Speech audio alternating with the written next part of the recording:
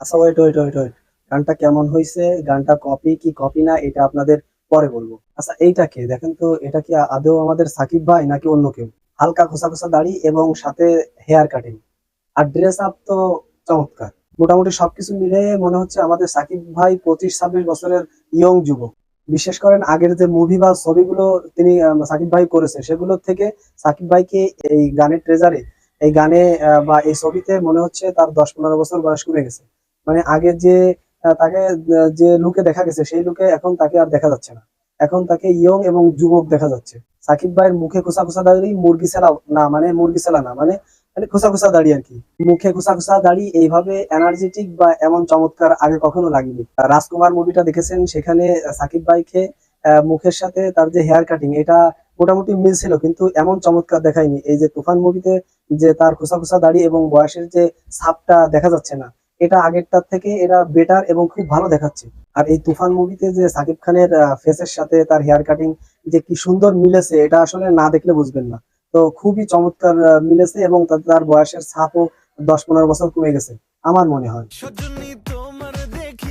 এই জন্য এই ছবিতে রায়ান রাফি ভাইকে একটি থ্যাঙ্কস দেওয়ার দরকার। আচ্ছা, এবার যদি আপনাদের মিমি চক্রবর্তীর কথা বলি, তাহলে মিমি চক্রবর্তীকে এখানে খুবই সুন্দর লাগতেছিল। আর এই মিমি চক্রবর্তীর সাথে তার যে ড্রেস আপ করা বা তার যে ফেসের কোয়ালিটি, এটা খুবই চমৎকার লাগতেছিল। পাশাপাশি সাকিব ভাইয়ের সাথে যে ড্যান্স করতেছিল, এই ড্যান্সটাও খুব ভালো লাগতেছিল মানে আমার মতে। আচ্ছা, এখন যদি আপনাদের গানের কথায় আসি বা গানের কথা বলি, তাহলে এই গানটি ওয়াও এবং ফ্যান্টাস্টিক। এই গানটায় যে লিরিক্স দেওয়া হয়েছে বা এই গানটায় যে কথাগুলো রয়েছে, এই কথাগুলো খুবই চমৎকার। গ্রাম থেকে শহরে যে কেউ এই গানটি বুঝতে পারবে, এটা বুঝতে কষ্ট হবে না, বা এখানে কঠিন কোনো শব্দ ব্যবহার করা হয়নি। আর গানটার মিউজিক কি বলবো, খুবই অসাধারণ এবং চমৎকার মিউজিক দেওয়া হয়েছে এই গানটিতে। আমি শিওর যখন পাবলিক এই গানটি শুনবে হলে গিয়ে, তখন তারা উড়াধুরা নাচও শুরু করে দিতে পারে। আমার মনে হয় এই গানটি এখন থেকে পিকনিক, বিয়ে বাড়ি, যে জায়গায় বলেন না কেন, এই গানটি চলবে। আচ্ছা, এই গানটির সবচেয়ে চমৎকার বিষয়গুলো হচ্ছে কি, এই গানটির লিরিক্স।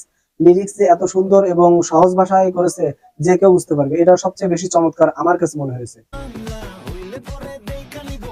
যাতে করে সব লেভেলের এবং সব ধরনের মানুষ, বুড়ো জোয়ান, সবাই যাতে বুঝতে পারে, এই জন্য এই লিরিক্স ব্যবহার করা হয়েছে বা এই সহজ ভাষা ব্যবহার করা হয়েছে এই গানটিতে। আপনারা গানটা মনোযোগ দিয়ে শুনলে বুঝতে পারবেন যে এই গানটির ভিতরে কোনো শব্দ বা কোনো কঠিন কোনো শব্দ ব্যবহার করা হয়নি, যাতে করে কেউ বুঝতে পারবে না বা কেউ বলতে পারবে না। এই গানটির ভিতরে সবকিছু সহজভাবে বোঝানো হয়েছে, বা এই গানটির ভিতরে সহজভাবে লিরিক্স দেওয়া হয়েছে, এবং ওয়ার্ড গুলো খুবই সহজ, সব বয়সের সব ধরনের মানুষ এগুলো যাতে বুঝতে পারে।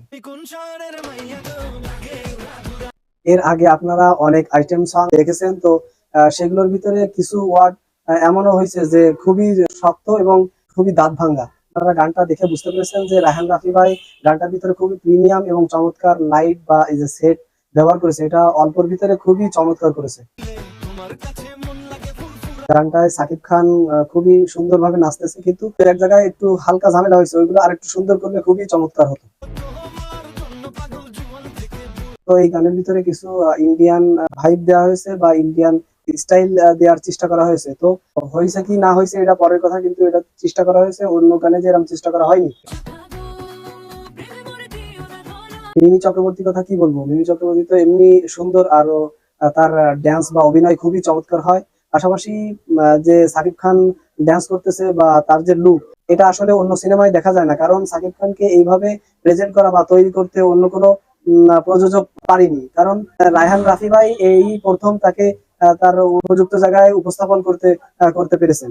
তবে এই গানটা গেয়েছেন প্রীতম। শাকিব খানের সাথে মিমি চক্রবর্তীর সাথে ড্যান্স করতে দেখা গেছে প্রীতমকে। মানে সব মিলিয়ে গানটা খুবই চমৎকার হয়েছে। সাকিব খানের লুক গুলো বা সাকিব খানের যে ড্যান্স গুলো, আসলে আমার মনে হয়েছে সাকিব খান এই ড্যান্স করার আগে খুবই কঠোর পরিশ্রম করেছে, পরিশ্রম করে সে এখানে আসছে, না হলে এরকম ভাবে তিনি পারতেন বলে আমার মনে হয় না। আর সাকিব খানকে খুবই সুন্দর দেখাচ্ছিল, পাশাপাশি মিমি চক্রবর্তীকেও খুব সুন্দর দেখাচ্ছিল, মানে খুবই ভালো একটা জুটি তৈরি করেছে রায়হান রাফি ভাই।